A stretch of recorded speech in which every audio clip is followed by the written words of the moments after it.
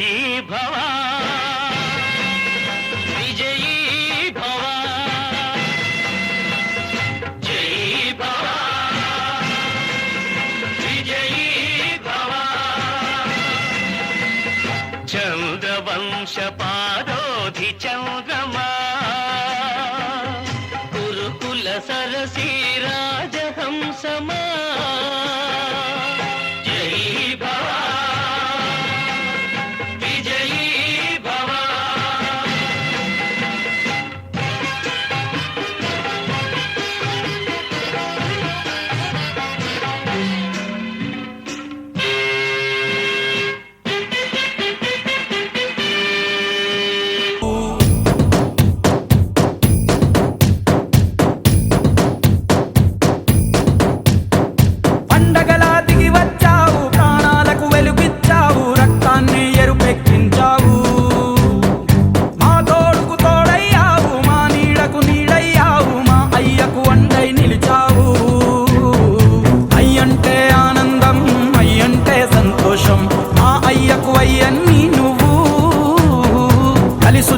ఈ కాలం వరమిచ్చిన ఉల్లాసం ఇట్టాగే 10 కాలాలు ఉండనివ్వు.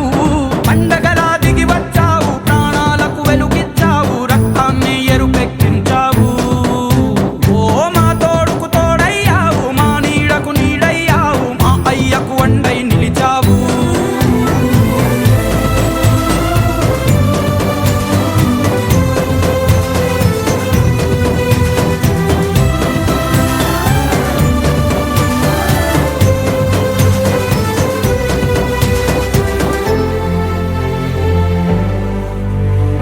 జోలాలి అనలేదే చిన్ననాడు నిన్నెప్పుడు ఈ ఊరి ఉయ్యాలా. ఓ నీ పాదం ముద్దాడి పులకించి పోయిందే ఈ నెల ఇయ్యాలా. ఆ పల్లె బతుకుల్లో మా పిండి మెతుకుల్లో నీ ప్రేమే నిండాలా. ఓ మా పిల్ల పాపల్లో మా ఇంటి దీపాల్లో నీ నవ్వే చూడాలా.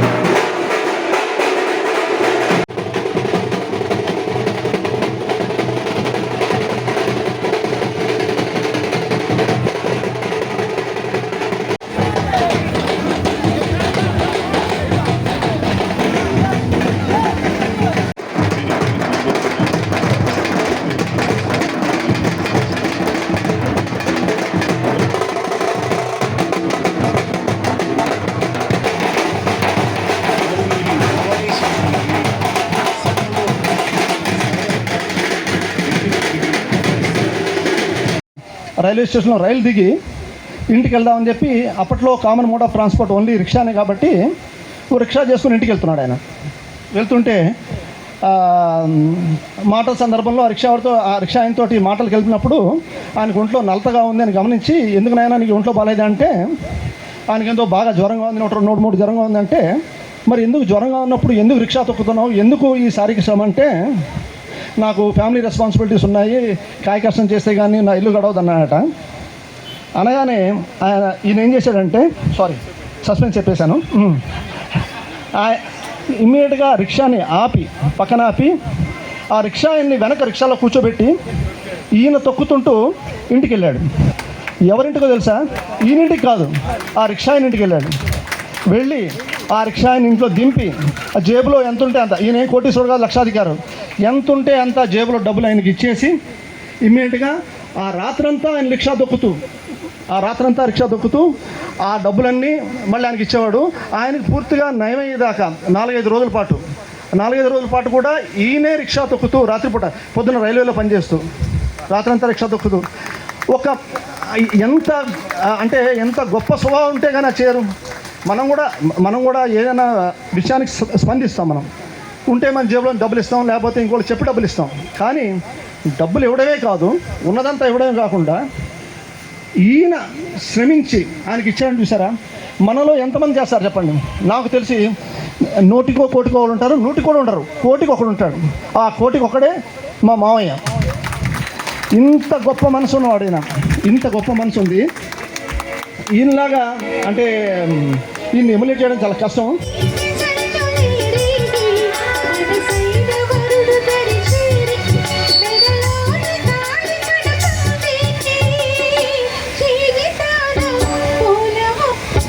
కళ్ళలోకి పంగిరి కనబడసాగి పల్లకిలోన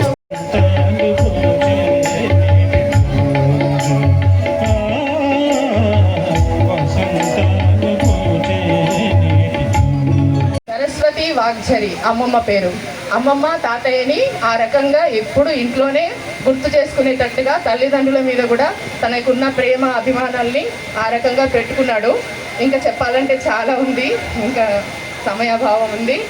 మరొకసారి మామయ్యకి రిటైర్మెంట్ పదవి విరమణ శుభాకాంక్షలు. అత్తయ్య హరి పుండరీకాక్ష తనువును నీవే దామోదరా మా మణికియు నీవే మధుసూదనా. ఆయన యొక్క హృదయానికి మిర్రర్ అన్నమాట, దర్పణం. ఆయన ఒక అభయహస్తం.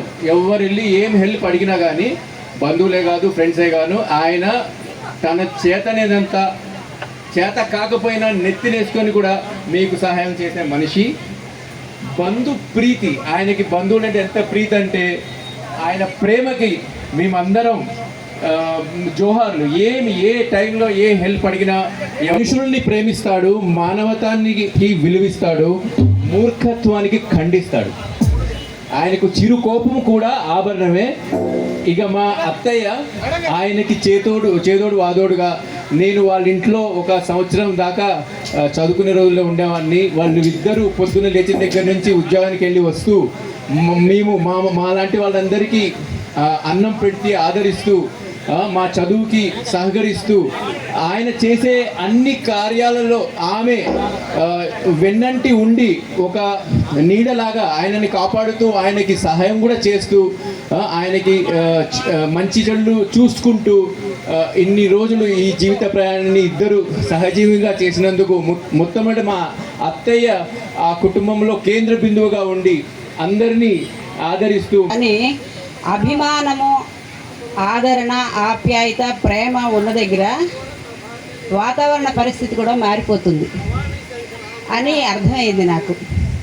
ఎందుకంటే ఉదయం లేచి దీపం పెట్టుకుని దేవుడికి అదే దండం పెట్టుకున్నా, మా కార్యక్రమానికి ఏ విధమైనటువంటి ఇబ్బంది కలుగజేయక స్వామి అని.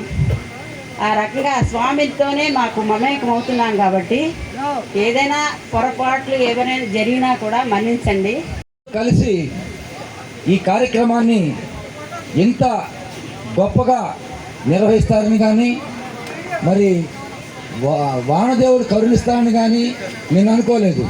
రాత్రి చాలా భయపడ్డాం. మరి చాలామందికి భోజనాలు మనం తయారు చేసాం. ఎట్లా ఇంత వర్షంలో అందరూ వస్తారో రారని భయపడ్డాం.